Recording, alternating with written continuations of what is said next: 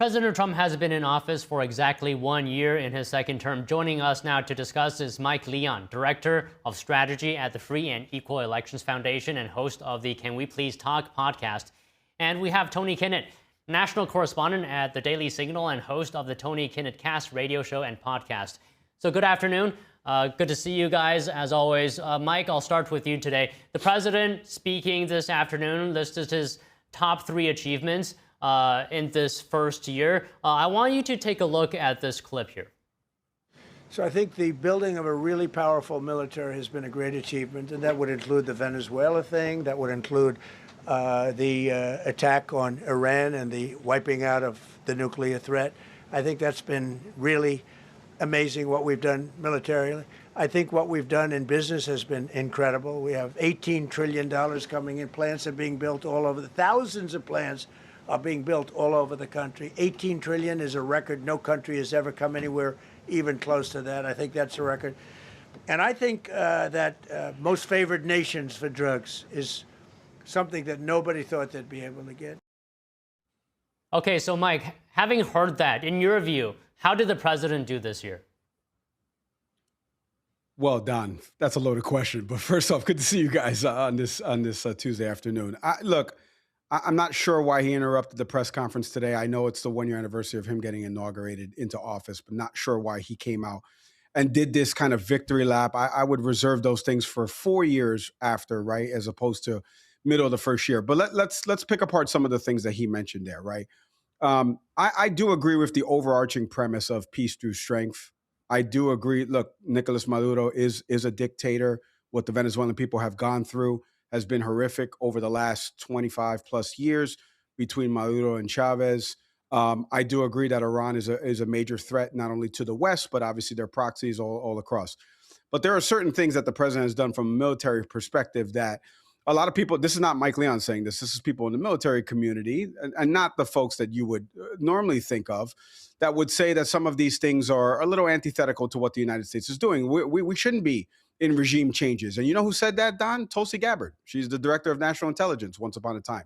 And she all of a sudden has been quiet about something like this. Again, whether or not Maduro's a bad guy, we already know Maduro's a bad guy and something needed to happen in Venezuela. So some of those things that have happened on a foreign policy stage with respect to what the president has done, you know, the wars in Ukraine and Gaza are still not solved and resolved. I know he wants to put those in the 8 wars solved category, but they're not, unfortunately. And thousands of people are still losing their lives with respect to both wars. And we literally have no end in sight with respect to a transition plan in Gaza or what we're going to do with Russia's aggression if they go beyond Ukraine, because they just saw us invade into Venezuela and what we're doing with Greenland. In terms of the economy and things like that, there was a recent Ipsos poll that has the president at 36% in terms of his handling of the economy right now. We still, obviously inflation has gone down a small trickle since the Biden administration and into 2025, but there are still things from an economic factor, still some industries and sectors that are still hurting. And I do agree with the president's overarching premise of using tariffs as a strategy, but the way he's gone about it and also the tax that's been imposed on Americans because of this, I feel like some of those things are things I wouldn't be running around championing, especially in a 2026 midterm election year. All right, Tony, let's hear your thoughts now. Good afternoon to you both, and a very fine Hoosiers to you both. Sorry, it's a little Indiana, something I had to get in there. Yeah. That all said, I do think the president of the United States was going to do this. We actually had somebody ready to go, knowing he was likely going to get out and run some kind of a victory lap here. Again, agreeing with Mike on the military perspective, the peace through strength. I look at John Fetterman and Senator McCormick in Pennsylvania, who have essentially answered from the left and the right in a unified message on a lot of these things. And I think that that's very appropriate. It shows a likely group of people in the industrial center of the country that are looking towards things like stability and foreign policy that does come through peace through strength. I think that's effective. Now, taking that same group over into the economy, the president of the United States has done some really excellent things via the economy this year. You look at the deregulation, where he deregulated the Department of Energy, deregulated a lot of things that were put in place that really ruined aspects of American industry and growth, all the way from their energy requirements for wind and solar, as opposed to things like nuclear and the development of cleaner natural gas. Of course, looking at how the United States handles that energy trade policy on a global stage is also very important. There are some things that the president carefully left out of his year roundup and review. And you can take that one of two ways. Number one, you can say, hey, there are things that are in progress that haven't shown the fruit yet. We were promised a lot of golden, wonderful things out of the tariffs. We didn't get them. We were promised a lot of really terrible, awful things out of the tariffs. We didn't get them. And so I think that a lot of this has to boil down to, in 2026, a reverse catch-22, if I may, where if the Supreme Court strikes down the tariff plan of the Trump administration, the economy is going to boom right before the midterms. And if they don't, then you're going to see a stabilization. At least that's what's been alluded to by automotive, technology manufacturers, all the way over into energy production, which will likely pick up momentum in 26. So, I mean, it was expected. I'd say diplomatically, Trump is Trump. Him pulling out of a bunch of UN stuff is candy to me. So I was never going to be grumpy about that. Okay, so Mike, Tony brought up the midterms coming up later this year. How much support do you think President Trump has to gain before we get to those elections? Well, I think within Tony's answer is the actual overarching answer, right? Like he mentioned a Supreme Court case that will really have an impact on this.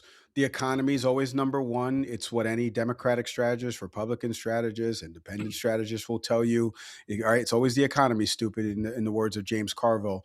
So we don't know where we're going to be at this point come end of October, beginning of November, whenever early voting starts in different states, right, Don? So I think there's a myriad of factors here. I don't think the trickle effect of 25 and those elections, because as I've talked about on this network and with other folks ad nauseum, has been that you can't really, you can magnify the voter turnout, like Prop 50, for example, in California, obviously in New Jersey, the margin of victory between, Jack Ciattarelli, somebody who's known in New Jersey politics versus Mikey Sherrill, who's like a freshman or sophomore, a congressperson in a smaller district out there in Jersey where I used to live once upon a time.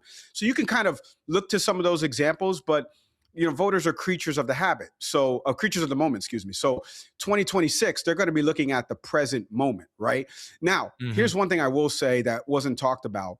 And we've seen some pushback from billionaires on this. Trump has talked about this credit card and the APR interest rate and getting this down to a real fiscal number that would put money back into the pockets of folks and actually attack the root issues of why 44, I think it is, million people are in credit card debt of over $6,000 or more. And he wants to tackle that. And I saw people like Bill Ackerman on Twitter saying, don't do this, which means that if anytime a billionaire says don't do it, you should do it, because there's a reason why he wants to do it, because he wants to make his pockets a little bit bigger. And I think the president actually doing that, again, something small, Don, but it could have a trickle effect down ballot for some of these other races where people could go into some of these purple districts, Mike Lawler, somebody like that, like in a district like that, and say, look what the president's doing to tackle these big corporations, and the media narrative and stuff like that. So there could be something like that, but we need to see where we're going to be in 2026, Don, with respect to some of these sectors of the economy that still haven't shown growth, to Tony's point. So, Tony, is the level of support or opposition from the American public a year later where you expect it to be? And do you think there is more room for Trump to improve that support before the elections come? So, to answer your question, is it where I thought it was going to be? I did expect there to be a decline in the approval rating from where he was. I think I ended up saying that kind of last year in about March or April, that I expected a pretty decent decline as some of these policies went into effect.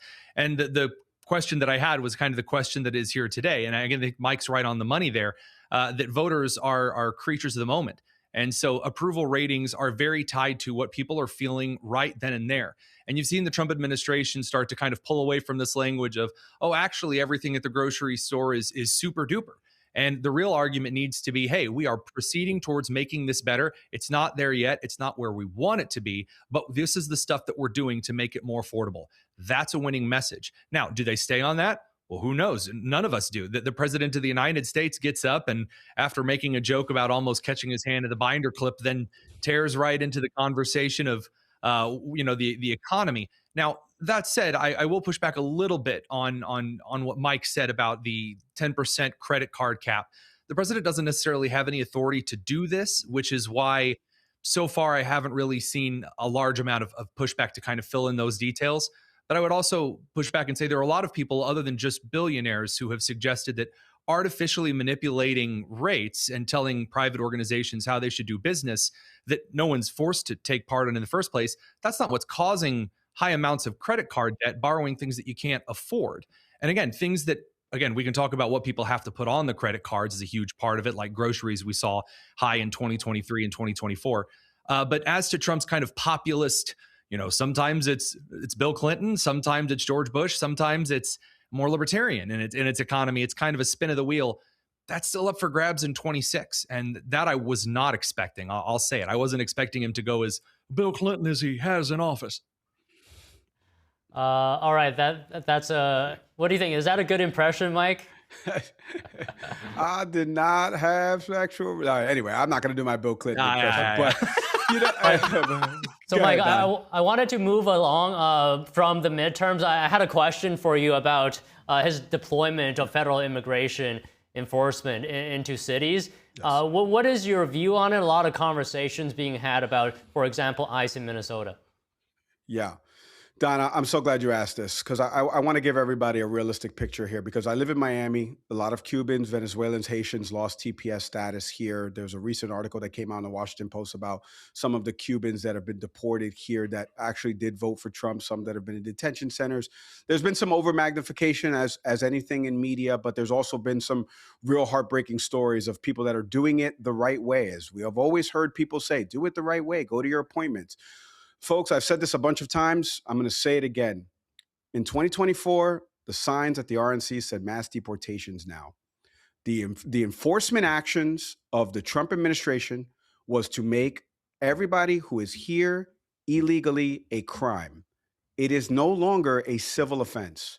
It is a criminal offense. Whether you agree with that or you don't agree with that, I would lecture you to go vote for the person that wants it to be the civil, not the criminal. The Trump administration came in, they made that change. You can go to Can We Please Talk's library of podcasts and shows where former federal prosecutors, immigration attorneys have all echoed the same thing on my programming. Now, here's the problem. Trish McLaughlin, who I happen to know personally, former Vivek campaign's manager and somebody who I text frequently for comment. She said in the thing that played right before Tony and I came on, 7,000 of the folks that have been deported, of the 622,000 from the figures that they just gave in December of 25, 7,000 of them are actually like the criminals, the hardened criminals. Don, that's 0.011%. Of those 1.9 million self-deportations in totality with that, over 2.5 million, that means less than 0.002% are people that are actually hardened criminals. That's a huge issue. That means that it's everyday people that are contributing to this economy. They're contributing to this society. These are folks that were doing it the right way, whether or not they lost in mails, the next court appearance. They were meeting with immigration attorneys, et cetera, et cetera. These are all statistics. This is not Mike Leon statistics. I see Tony a little shrugging. These are not Mike Leon statistics. This is from DHS's own official numbers. I'm just pulling the numbers and doing a simple calculation and at times and carrying the one. So moving the one, I should say, decimal point wise. So if that many people are being sent away and that many people are self-deporting, that is going to have a negative impact on our economy. And I've pointed to this about Florida construction industry because I have family that works in that. They've seen people that have not shown up for construction jobs. And again, Tony and I agree on this. Pay them the right wage, make them legal so that way you're actually doing everything by the books. Agree with all that. But we're seeing a lot of people with the immigration. I think this is going to be a carryover into 26, Don, because this is affecting, just for me, here in Miami, Miami-Dade, Broward, Palm Beach County, we're seeing the effects that it's having to citizens that are happening around there. And it may turn a maybe reddish district that was a +10, +12 for Trump and for, let's say, Representative Salazar or Jimenez in District 27, 28. It may turn to the Democratic favor in 26 because of immigration and the impact it's having locally. Okay, Tony, we just have a bit of time left. We'll just get one more comment from you. Yeah, so according to federal policy, and this was espoused specifically by the Obama administration's Department of Homeland Security, if you go into an area and you find an individual who is an illegal immigrant, this illegal immigrant who has committed various violent crimes, and there are 8 other people around them that may be harboring them, that may be near them, you also have to take them in. This is how police work and law enforcement works in a variety of cases, not just illegal immigration. That said, the Obama administration used to announce that they were sending home people who had just come here and they were perhaps just stealing identities. Maybe they were just getting here, they got some bad advice from the cartel, maybe they were smuggled, something like that. They are still here illegally. And the United States has laws, whether it is a civil offense or a criminal offense. If you are running away from your court dates, and you can say, oh, it got lost in the mail. Yeah, that's it. Well, okay, that happens 10,000 times. And then you don't notify anyone of your changed address because you're not here legally, and you don't do things the correct way. You are then violating the law. It is illegal, a criminal offense, to run away from immigration customs enforcement to evade federal law enforcement. And so, again, we can talk about how certain things are done, but what I've seen in the red states, when they say, hey, here are the guys we have in jail who have committed violent crimes, here you go. That's the proper way to do this. But the Minnesota way of saying, come in and get them yourself, you are going to get people mixed up in that shouldn't be. And again, the rhetoric that was communicated by the left is now backfiring on the immigration things that the Trump administration was starting to soften on. And so when you have people saying, no, they should go and attack the church, it's like, my God, enjoy what you're going to get out of that. Okay, let's leave it there for today. Thank you both. Always great to speak with you. Take care, guys.